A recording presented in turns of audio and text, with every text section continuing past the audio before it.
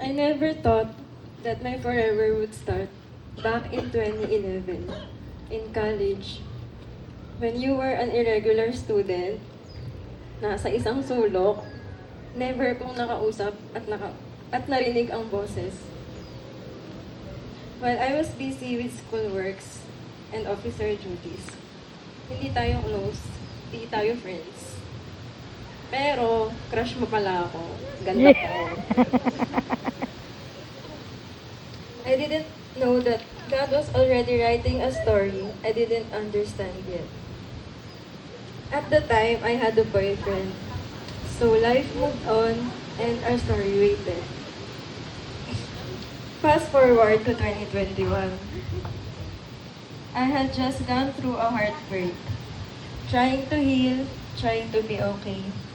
Out of nowhere, nag-reply ka ng hi to my IG story.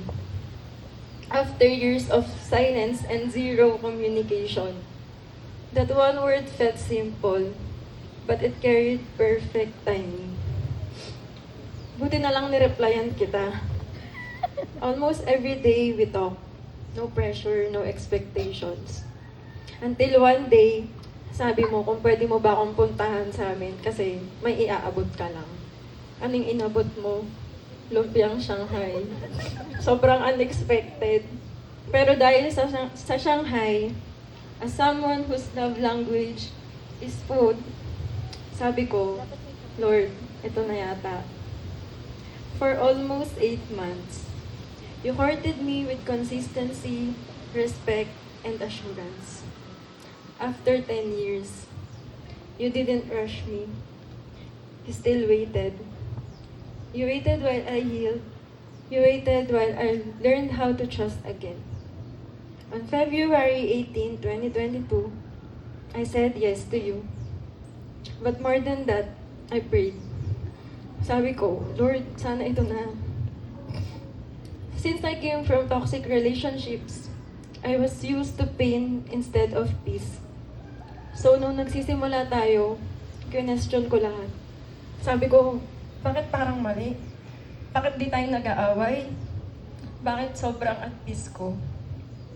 I say it in the way you always wait for me. Sa paghatid sundo sa akin, wait matapos sa work, wait magbihes, wait mag-make up, kahit at least 3 hours. Loving me isn't always easy.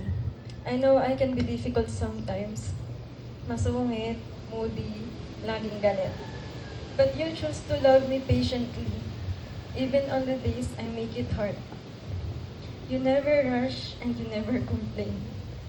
You just wait, and wait, literal. That's when I understood. This is love. This is safe. This is peace. This is home. In May 2023, we went through the most painful chapter of our story. Losing our baby angel. It broke us in ways we never imagined. But instead of falling apart, we held each other when nothing made sense and we became stronger. On May 18, 2024, you asked me again and I said yes for the second time. And today, February 18, 2026, I stand here saying yes for the third time. With a heart that is sure, peaceful, and full. I know our life together won't always be easy.